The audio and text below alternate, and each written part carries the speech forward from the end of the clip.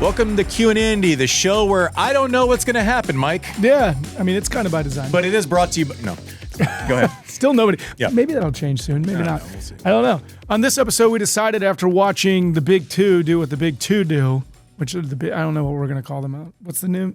Two. The new two. Yeah. The new two. We thought, let's talk about the Big Three.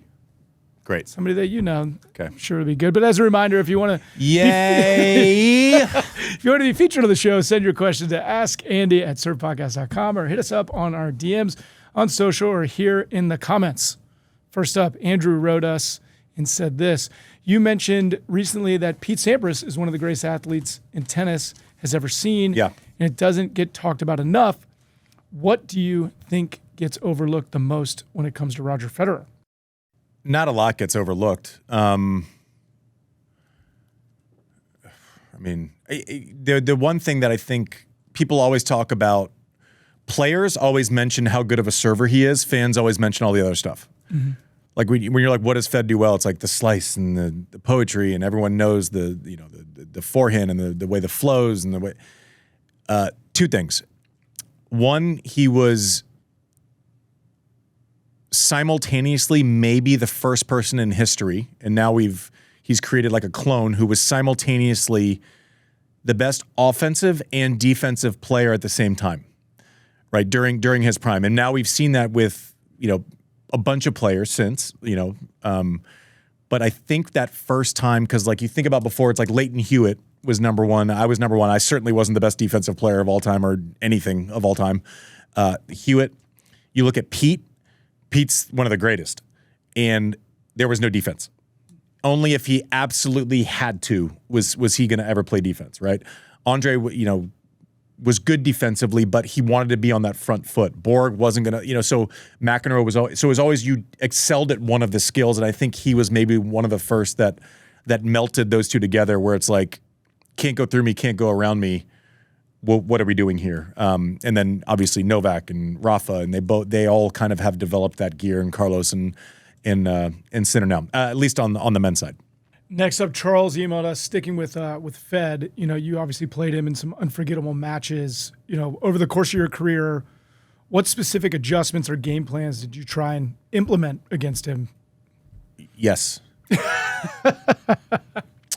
So the thing where I would get exposed against the greatest players is that once we were neutral, when I was neutral against most players, I felt kind of comfortable. I could play a cat and mouse. I could hit a chip. I basically could get the ball out of their hot spots, right? I could chip line where I knew if I could get them this way that they weren't coming in, right? There were certain ways to kind of solve the riddle. When I got to neutral against Fed, Rafa, Novak, Murray, I was actually behind. So you're trying to play from a place where you're not totally neutral all the time. I tried coming in a ton against him. I tried staying back a bunch. Actually, the last Wimbledon final I lost, I actually stayed back, and that was maybe the only match that we ever played where I felt comfortable in backhand rallies. And for whatever day on that day the court was playing hot, I was able to kind of keep space between us, and it was like a weird feeling for me. Yeah, so everything. I tried keeping the ball down, try to get it up, serve massive on second serves. I basically had to take shots at certain points and risk at certain points, because if we were neutral, then I was actually behind. James sent us a question. He said, I recently watched the 2010 Miami highlights of your match against Rafa, and it had me wondering, what was it like being on the receiving end of Nadal's forehand at his peak, and how did it vary surface to surface? When he had time, it's not even surface to surface matters, but it's like the cause and effect of why it mattered. When he was set and could create that spin profile, it was an absolute nightmare. Like it felt like it felt like a bowling ball hitting your racket. Like it just frayed against it. The difference on clay is that he's always has time. So you're constantly getting that max effect of the tumbler, that ball that like on TV from like an eagle view, it doesn't look like it does, like where it hits and it's up and away and it's out of your zone consistently, and you have to choose, I'm going to go center left and protect my backhand. Then he's going to burn you this way. The greatest players make you pick your poison. And so I've never felt a ball hit, and I still would challenge players that have maybe played against everyone, including the new two, I've never felt the shape and the weight on a ball when Rafa got a hold of a forehand. And it wasn't flat. It wasn't like it was, Del Potro, where it's the fastest, like biggest thing that you could. It just was this constant grind. And because of that spin, it also came with margin. Right? So it would kick out. What do you mean? An arc, right? So if you, like Scottie Pippen, when he shot a basketball, it was flat, right? When Steph shoots, it's this high arcing thing, so it has more margin to go through the hoop. Rafa could bully you with a heavy ball and still clear the net by 4 feet. So the net didn't even come into play. It would bounce just past the service line, and it's as effective as if most people hit it 4 feet in front of the baseline, right? So he didn't have to be perfect for it to be insanely heavy and effective. And so you feel that, and if you start playing that out over 4 or 5 hours, it's death.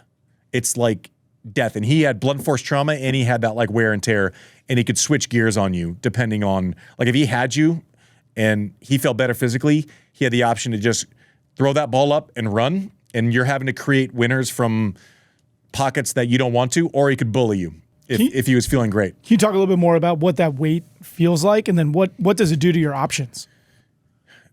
Well, I mean, the ball's either going above you or away from you. So you're not getting to be like that classic, if you're taking a tennis lesson at home and you're a chucker, you're stepping in, you're hitting it hard, and you feel good. Now, if you have to take steps left and the ball's out of your zone, you will not be able to be as effective. And if that's the case on every shot, you're not very effective. And it's the tumbler ball. Like it's spinning. So when it hits your strings, it's like fighting against your strings. Right. And it's like, and so if you're switching directions, it's just up and away all the time. So you're kind of knocking it down as opposed to hitting through it like a heat zone. It's like being a baseball player and having to account for high balls too, like a high fastball. Like there's no strike zone. Yeah, the strike zone is limitless. Is all of it. Yeah. But imagine if someone could throw a curveball at 96 miles an hour. Like that's what it's like playing Rafa. That sounds horrible. It sucks. But the point you said on different surfaces, on a fast surface, you can get it through the court to where he's not set and it's more of a defensive layoff shot as opposed to the one where he like turns it.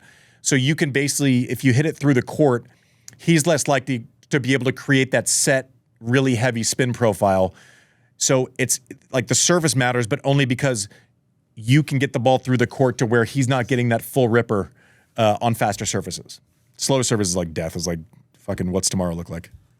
Megan had 2 questions about Novak. And the first one, I think if we're talking about forehands and we're talking about defensive players and all that, Novak seems to have this secret weapon that is health and wellness, longevity. Yeah. And that's his main power. I don't think that's his main power. Well, I mean, it's one of his incredible powers. I'm not going to accept that just because someone establishes it as premise during a question. What part of his regimen would you or 99% of the tour never be able to do? So everyone's able to do stuff really well and really disciplined, doing it for 20 years to like an extreme level. One, the flexibility is like nobody I've ever seen. Right? We talk about power. We talk about, Roger's grace, Rafa's power. We don't say Novak's flexibility. Like it needs to be in that conversation. Like there's a reason why you don't get hurt. But just the discipline and the obsession with the question I always have with Novak, and there's no answer, and I'd be curious to hear what he would have to say about it. I would love to hear what he would have to say about it. Would he have been as much of a maniac, and I mean that in a great way, about his diet, about his fitness, if he didn't feel like he was the one chasing? Like if he didn't feel like he had to do that to be successful. Like if you take those two out of it, he can do less to still be the guy, right? I don't know that we'll know the answer to that, but I mean, he had like a little piece of chocolate after Australia one year, and he's like, well, that was the first one in like 15 years. It's just the daily discipline. Like you hear about like what Brady did. It's like every day I wake up, within the first 5 minutes, I have lemon water. It's just the constant discipline over time. And that's the question mark with Jannik and Alcaraz, and they haven't done anything to make us think that they're not capable of it. It's what they're doing currently times 4 as far as amount of time that they've been doing it. That's the difference between these 20 slam winners and Alcaraz and Sinner right now. It's not just the tennis is phenomenal any way you look at it. Like that's not the comp at this point anymore. They're great. You got 15 years left. Yeah, speaking of 15 years, she also writes, Djokovic broke out in 2006, 2007, which is absurd. Do you remember when you first saw him coming, or when did you hear the locker room kind of start talking about him as a serious top 5 threat? Yeah, I remember in 06, I was playing the US Open, and he played Hewitt. And I didn't know much about him at the time. I think he'd won a tour event that summer. But I remember wanting him to win because I didn't want to play Leighton.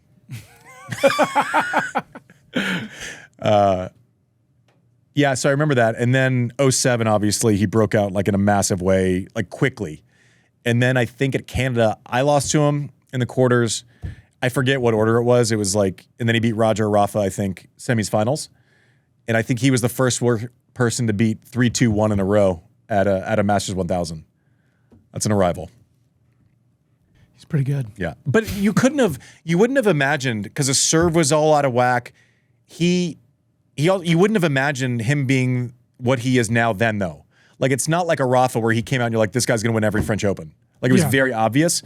Novak at that time, the serve was not great, and he would get tired in matches.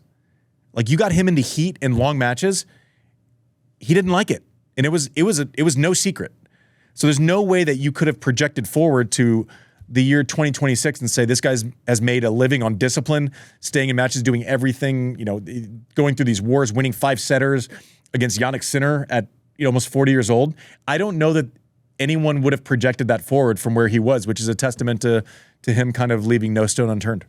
Switching gears kind of to modern tennis, Nathan wanted to know, how would you compare the level of competition faced by the big three during their dominant years with the level of competition currently facing Carlos and Jannik? I don't know. It's not apples to apples. Yeah, right? I don't know. I don't know. Players always get better over time. You want me to compare myself to like Zverev? I don't know. Win some, lose some. 6 inches taller. Everyone's taller now. Everyone moves better now. I don't know. Hewitt was an animal. But I don't know how you compare 20 years later and all the advantages and everything else. I think the one thing you could say is that there were 3 or 4 of them. Mm-hmm.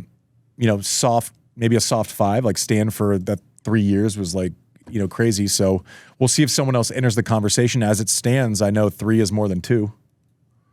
Yeah. There's your answer. Thank you for tuning in, expert.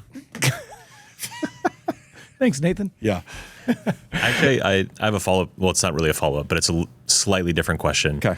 So when the Giants back then, if one of them were to lose to someone who's not one of the Giants, was there chatter in the locker room regarding, like, we noticed that they lost because of this? There were different moments in time. Like, you can't say 20. Like, I didn't see prime Novak. I don't think. Right? Yeah. Like, maybe I saw him in 2012 when I realized I should stop playing because if that's what I had to beat.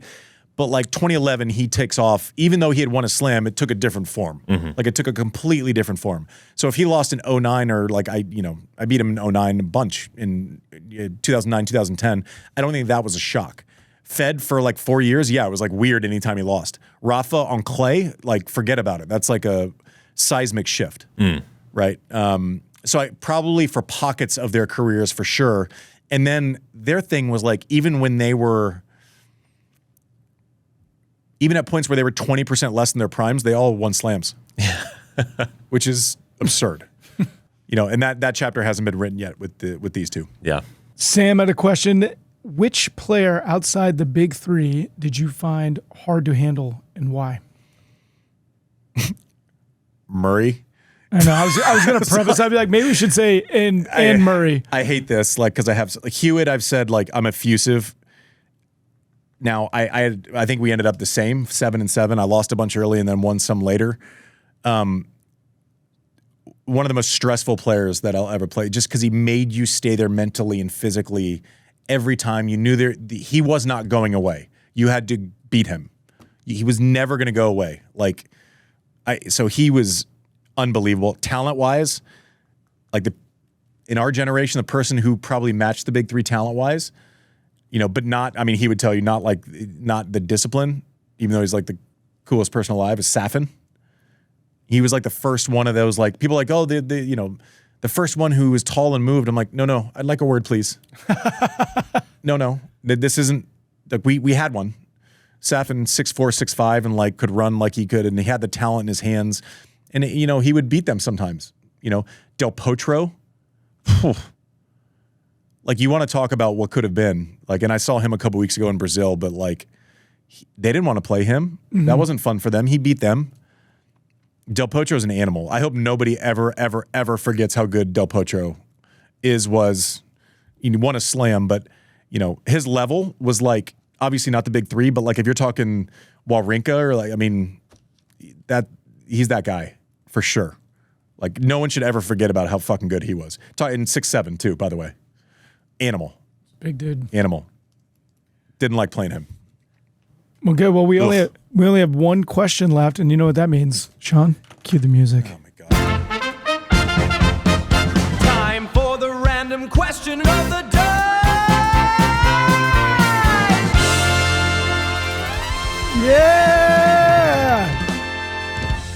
Yeah. Is this what you guys do at your meeting? Yeah. Good. Weekly meeting. Listen to this. That's what we spend a lot of time doing, stuff like that. That's correct. Speaking of the big three, we dug up these beauties from Roland Garros karaoke booth in the late 2000s. Sean, give it a play. What is this? Walk out the door! Just Novak. That's Novak. And who? Just his team? There's more. Yeah, just his team. I mean, look how young he looks. Oh my God, shirt's coming off. Yeah, there it is. There it is. Yeah. We got one more.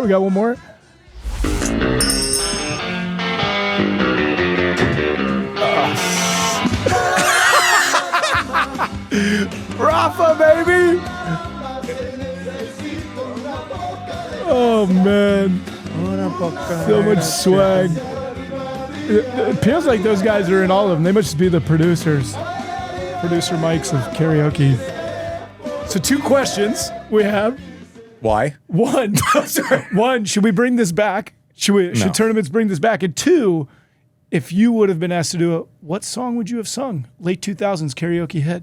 Oh, well, it doesn't have to be late 2000s. He did La Bamba. That was from the 80s. I'm just saying it can't be something since the late 2000s if you would have been in that video. It would have been Ice Ice Baby. Oh, 100%. It would have killed him. I would have buckled everyone. Those amateurs in that karaoke booth, those 2 amateurs, killed him. Would have buckled it. That man. Would have crushed Humpty Dance. It would not have been a song. I'll tell you that much. There would have been no singing involved. There would have been no singing, just all performative? No. Gangster's Paradise. I mean, there would have been a banger. It wouldn't have been that shit. Best thing about those performances is that they're great tennis players. La Bamba's sick. La Bamba's great. He didn't commit quite. I mean, he was kind of like, I don't know who those 2 other guys were. Yeah. They were doing a lot of the lifting. Novak fully committed. Yeah. Novak rips his shirt off. Rafa didn't even take his shirt off. Do you think it's a vamos? Yeah, something. That's it. That's all I got. We're great at our job. See you next week.